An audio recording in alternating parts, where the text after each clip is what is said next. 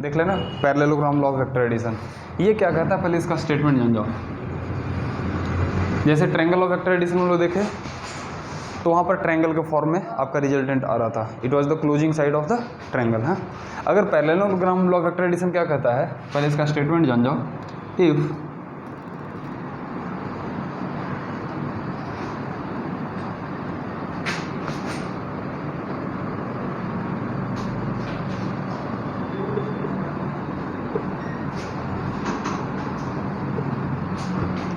if two vectors represents two sides of parallelogram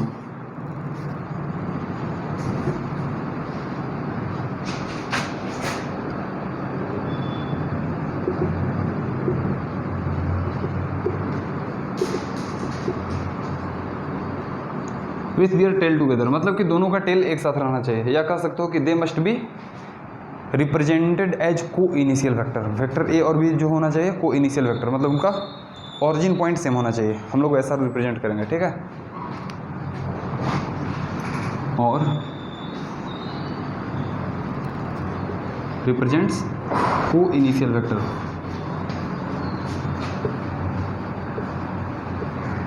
then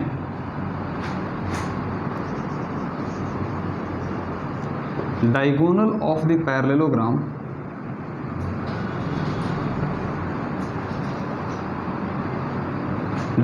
the parallelogram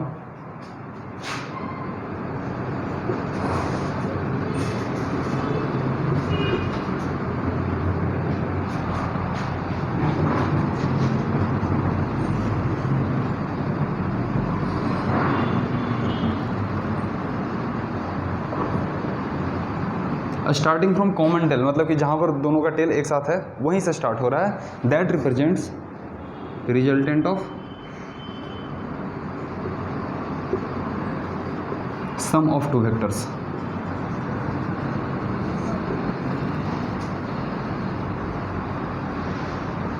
ये हो गया आपका parallelogram law of vector addition. क्या कहता है, इसको ज्योमेट्रिकली ध्यान दो। कभी भी अगर एग्जाम में आ गया कि भाई parallelogram law of vector addition लिखो, तो आप ऐसा नहीं कि केवल स्टेटमेंट देख करके छोड़ दो, नहीं, you must give the figure to explain it. तो हम लोग फिर से ले लेते हैं, ये आपका वेक्टर ए है, ये हमारा वेक्टर बी है। हाँ, देख लो को इनिशियल वेक्टर दिख रहा है। तो अब बोल रहा है कि इसको पैरेललोग्राम का दो साइड मानते हुए आप एक पैरेललोग्राम ड्रॉ कर लो। तो चलो पैरेललोग्राम ड्रॉ कर लेते हैं।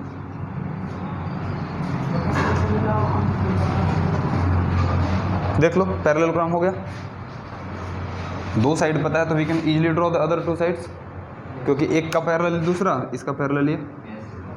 अब बोल रहा है कि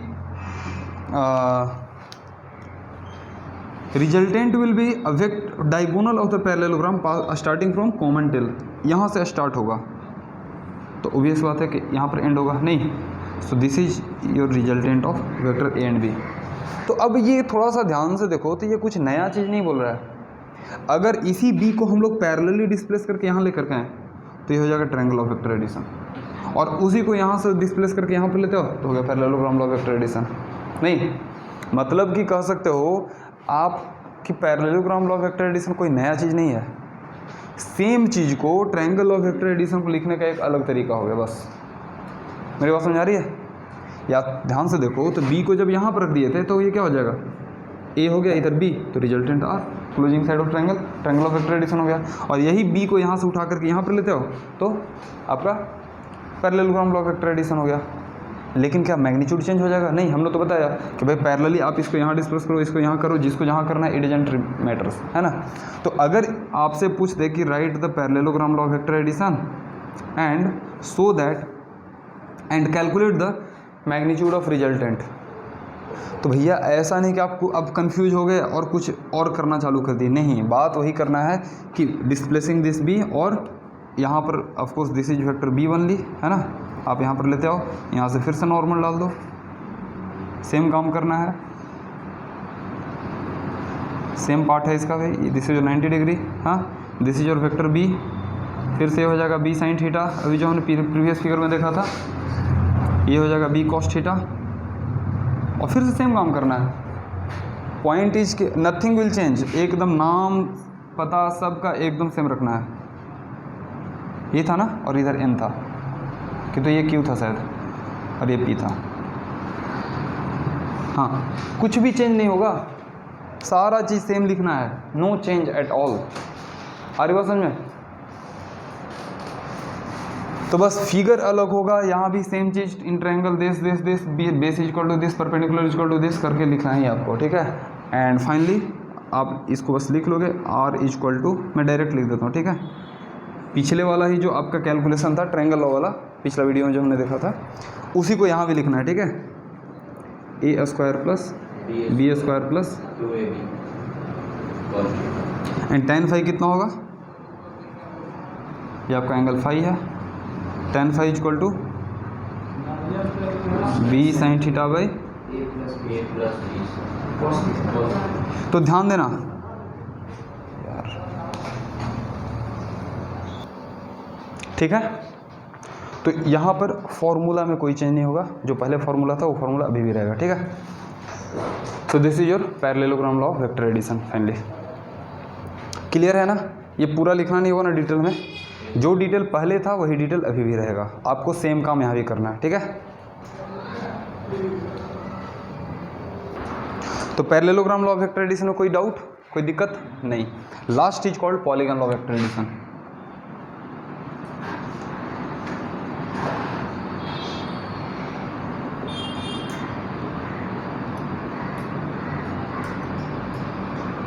तो देखो ध्यान से, अभी तक जो हम लोग बात कर रहे थे, दो वेक्टर के लिए बात कर रहे थे, whether it was triangle law of vector addition और parallelogram law of vector addition.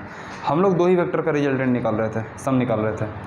ये जो polygon law of vector addition है, ये जब दो से ज़्यादा वेक्टर दिया हो, 3 हो, 4 हो, 5 हो, 6 हो, any number of vectors if it is given, then they talk about the resultant, है ना। तो ये क्या बोलता है, if number of vectors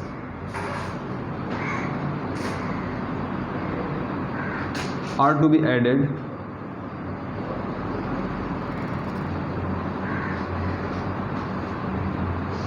then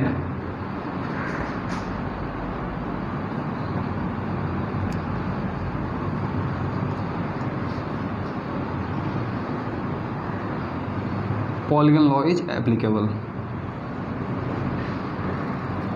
तो पहला चीज़ दिमाग में होना चाहिए कि पॉलीगन लॉ कहाँ लगाएंगे, कहाँ पर लगाओगे बताओ? जहाँ पर नंबर ऑफ वेक्टर्स रहे, मोर देन 2, 3 रहे, 4 रहे, 5 रहे। तो ये बोलता है क्या, इसका स्टेटमेंट क्या है,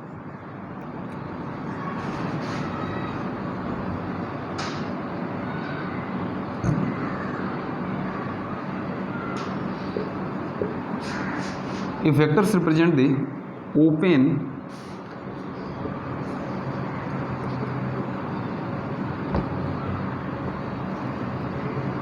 sides of open polygon, if vector represents the sides of open polygon when taken in order,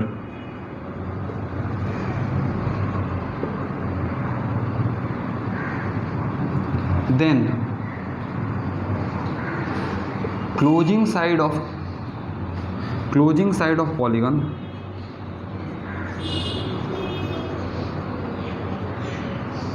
taken in reverse order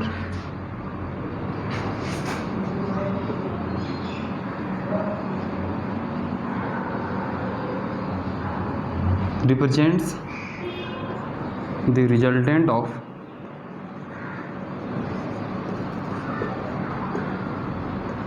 sum of vectors। ये आपका स्टेटमेंट ऑफ पॉलीगन लॉ।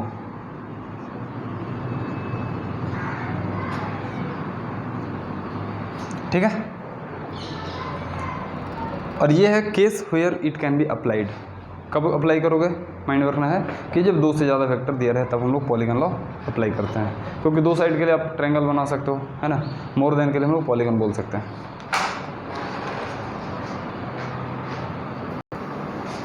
चलो तो इसको ज्योमेट्रिकली समझने का प्रयास करो। आपको मान लो कि ये वेक्टर ए दिया हुआ है, ये वेक्टर बी दिया हुआ है, ये वेक्टर सी है कुछ, ये वेक्टर डी है कुछ। तो चलो मान लो कि मुझे 4 ही वेक्टर का ऐड करना है, we have to add this 4 vectors. हाँ, या आपको और है 5वां वेक्टर भी ई, हमको इनको ऐड करना था। तो वी हैव टेकन व्हाट, ध्यान दो सारा ऑर्डर मेंटेन्ड है ना, एक का हेड दूसरे के टेल से टच कर रहा है, इसका हेड दूसरे का टेल से, तो ये ऑर्डर में है। तो यही बोल रहा है कि if the number of vector represents the side of open polygon, ये देख लो पॉलीगन क्लोज अभी नहीं हुआ है, ये ओपन पॉलीगन है, इसके डिफरेंट साइड्स को रिप्रेजेंट करते हैं कब, when they are taken in order. Then closing side of the polygon taken in reverse order, closing side of the polygon, ये आपका क्लोजिंग साइड यहाँ बन गया, ध्यान दो,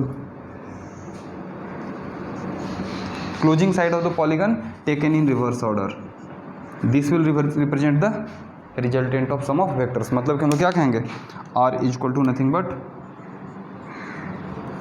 ए plus B plus C plus D plus E, this is what it says. आई बात समझ में? इन द नंबर ऑफ, देखो सबसे अच्छी टेक्निक क्या है, आपको डेफिनेशन अगर एग्जाम में लिखना है तो because your English medium student, ठीक ना, आपको इंग्लिश आती है, आप क्या करो पहले ही फिगर को डायग्राम, पहले फिगर बना लो। अब यहाँ पर स्टेटमेंट देना बड़ा आसान काम है, आप क्या करोगे थोड़ा सा स्पेस, आंसर मान लो मैंने लिख दिया polygon law of vector addition, 5 line छोड़ देंगे, 6 लाइन, उसके बाद पहले फिगर बना लेंगे। अब लिख सकते हैं when number of vectors are taken in order and represents open side of polygon, sides of open polygon, then closing side of the polygon taken in reverse order represents the sum of vectors। तो थोड़ा सा भले statement ऊपर नीचे आएगा but we will be able to write correctly, है ना। So this is how you can present it in your exam. आ रही बात समझ में? क्लियर है? चलो डायग्राम बना लो फटाफट। चलो इसको प्रूफ कर लेते हैं। तो ध्यान दो बहुत आसान है प्रूफ, हम लोग फिर से जैसा लिए थे वैसा बना लेते हैं। हाँ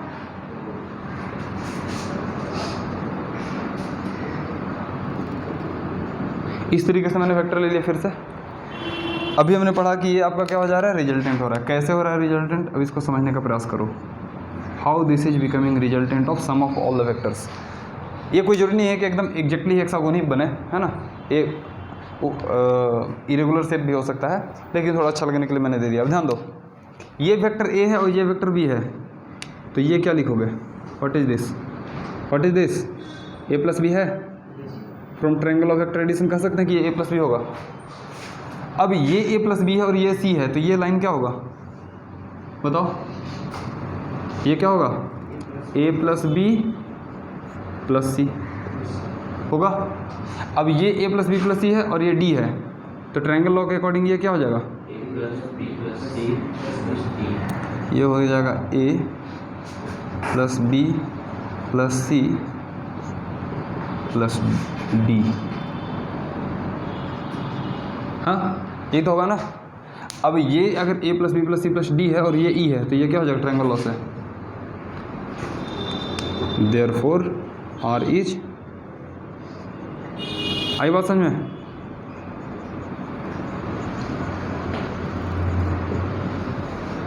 मतलब कि we can prove this bye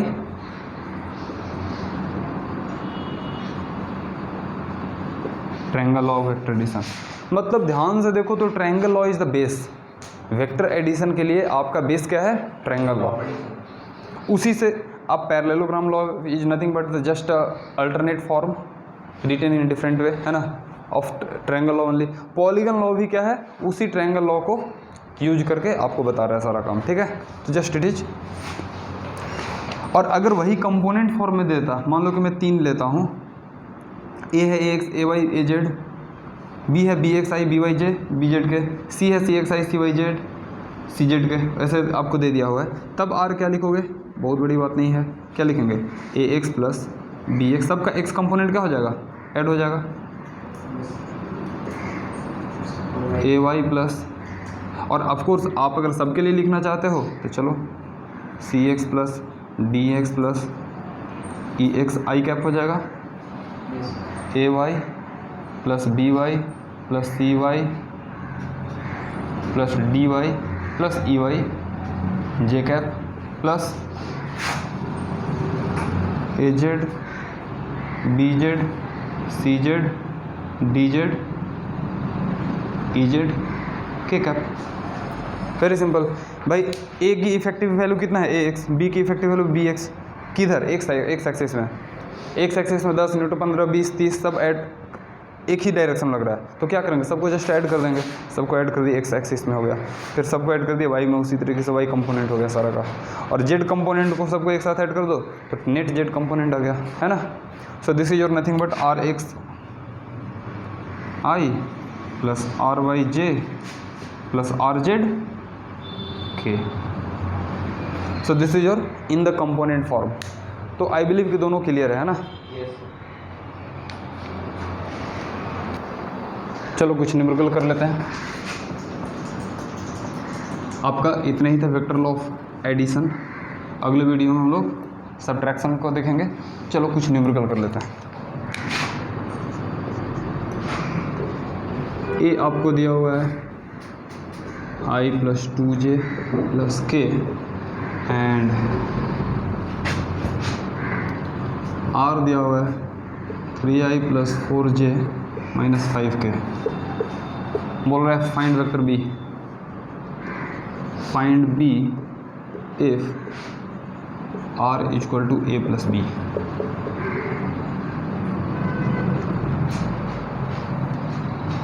कैसे करोगे? तो सॉल्यूशन पार्ट से ही चलते हैं। हमको r माइनस ए अगर कर देते हैं तो this is nothing but b. r कितना दिया हुआ है 3i plus 4j minus 5k है। इसमें से a को घटाना है, मतलब कि i plus 2j plus k को घटाना है। क्या करोगे? दिस इज नथिंग बट 3 में से 1 गया तो 2i, 4 में से 2 गया तो plus 2j, 5 minus 5 minus 1 minus 6k। कोई दिक्कत? कोई दिक्कत समझने में?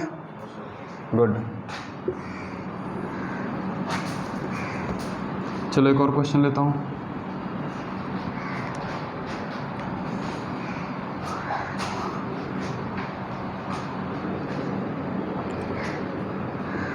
ए दिया हुआ है आपको alpha I plus 2j plus K and B दिया हुआ है 3i plus beta j plus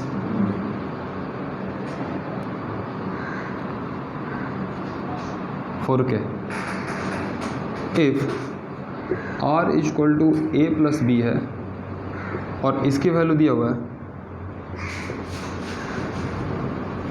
2i plus 4j plus gamma के, ठीक है। Then find alpha beta and gamma. चलो निकाल सकते हो। बहुत सिंपल क्वेश्चन है, अच्छा क्वेश्चन है। इरेज कर दो इधर वाला क्वेश्चन, इरेज कर दो इधर। चलो तब तक उसको बनाओ।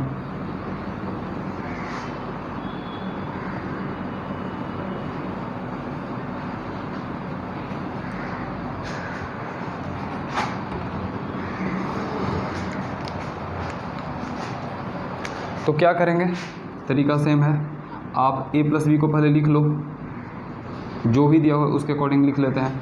तो ध्यान देना अल्फ़ा और 3, तो 3 प्लस अल्फ़ा ही हो जाएगा। इधर है 2 और इधर है beta, 2 plus beta j plus 4 plus 1 5k। ये तो होगा ना a प्लस बी का वैल्यू। और ये बोल रहा है r के बराबर है, तो r इक्वल टू हमारा दिया हुआ है a प्लस बी। और r की वैल्यू कितनी दी हुई है 2i plus 4j plus gamma K. This is equal to 3 plus alpha I 2 plus beta J plus 5k। हाँ ये तो है ना। अब देख लो इन दोनों को सोल्व कर लेते हैं। आई का कोफिशिएंट दोनों साइड बराबर होना चाहिए। हाँ तो 2 इजक्वल टू 3 प्लस अल्फ़ा, मतलब अल्फ़ा कितना हो गया -1। Okay. 4 is equal to 2 plus beta, मतलब बीटा कितना हो गया 2। एंड गामा के इधर है और इधर 5 है, तो गामा इजक्वल टू कितना हो गया डायरेक्ट। ठीक है।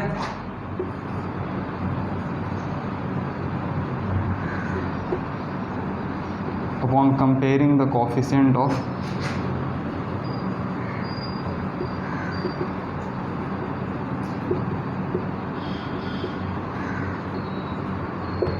आई बात समझ में, क्लियर है।